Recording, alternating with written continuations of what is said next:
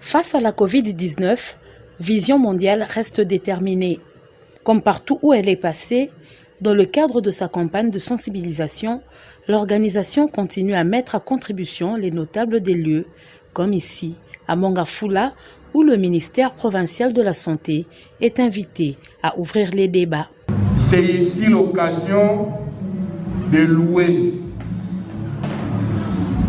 l'abnégation légendaire qui fait montre World Vision dans la sensibilisation de la communauté en ce qui concerne la protection des enfants et la prise de conscience sur la pandémie à coronavirus.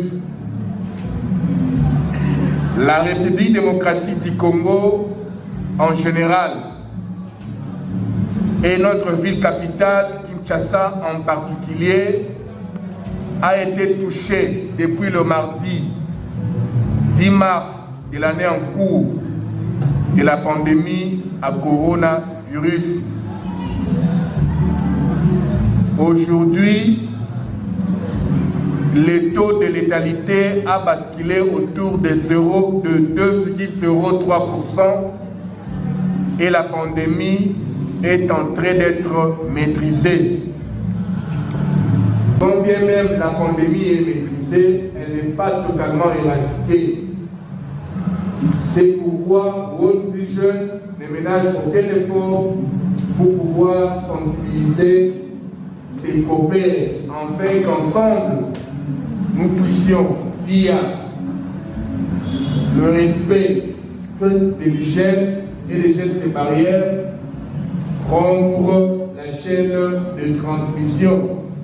De cette réunion, de cette table ronde, allais-je dire, que nous puissions lever les options permettant la protection d'une part de nos enfants et de l'autre de nous, adultes, face à la pandémie, à coronavirus.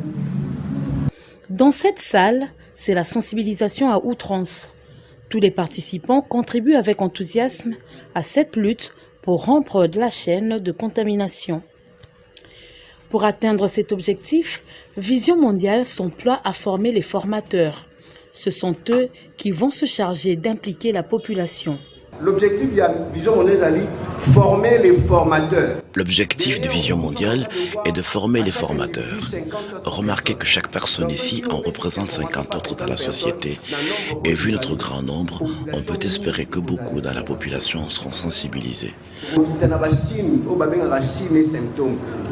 Notre démarche consiste à considérer les symptômes pour déterminer qu'une personne est suspecte et que son cas nécessite une consultation médicale afin d'établir le diagnostic.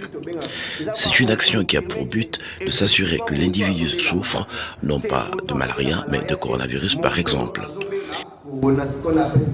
Il ne s'agit pas de traitement mais de prise en charge, une manière de mettre en confiance le patient.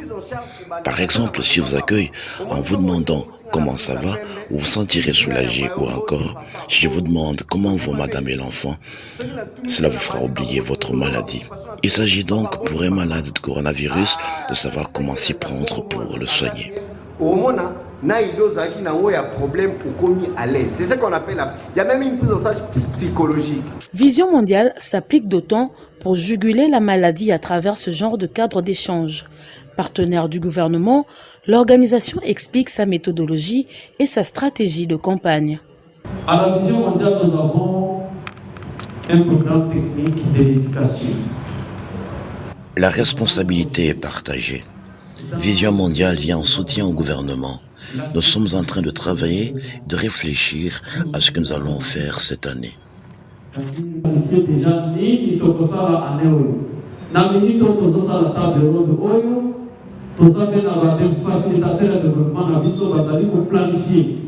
Les participants savent à quoi s'en tenir. Toutes les personnalités sont concernées, même parmi les agents de l'ordre qui se chargent de répercuter l'information auprès de leurs semblables.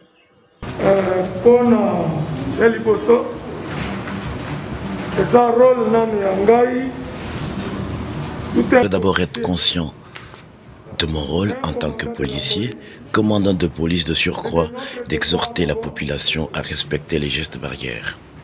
Ensuite, merci à Vision Mondiale, mais je souhaiterais qu'elle ne s'arrête pas à cette première fois. Elle devra poursuivre cet effort pour que les populations à travers le monde soient sensibilisées.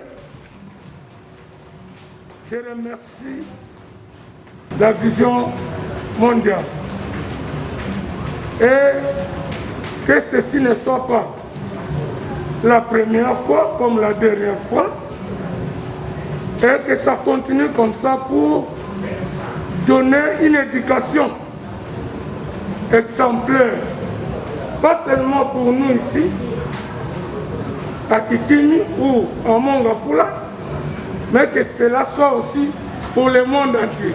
Les jeunes membres du Parlement d'enfants, plus particulièrement concernés, se montrent préoccupés par leurs conditions d'études.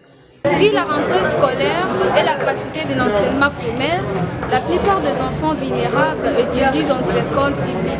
Ce qui fait qu'il y ait l'insuffisance des salles et même les enfants se tassent de 4 ou 5 par banc. D'autres même s'assisent sous-sol. Donc ces enfants-là ne respectent pas des gestes barrières.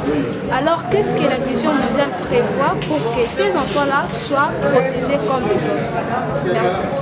La plupart des enfants parallèles sont résidés dans une famille pauvre. Maintenant, ils n'ont pas assez de moyens pour acheter des kits de lave-mains ou des infectants pour lutter contre le Covid. Maintenant, je demande ceci à World Vision.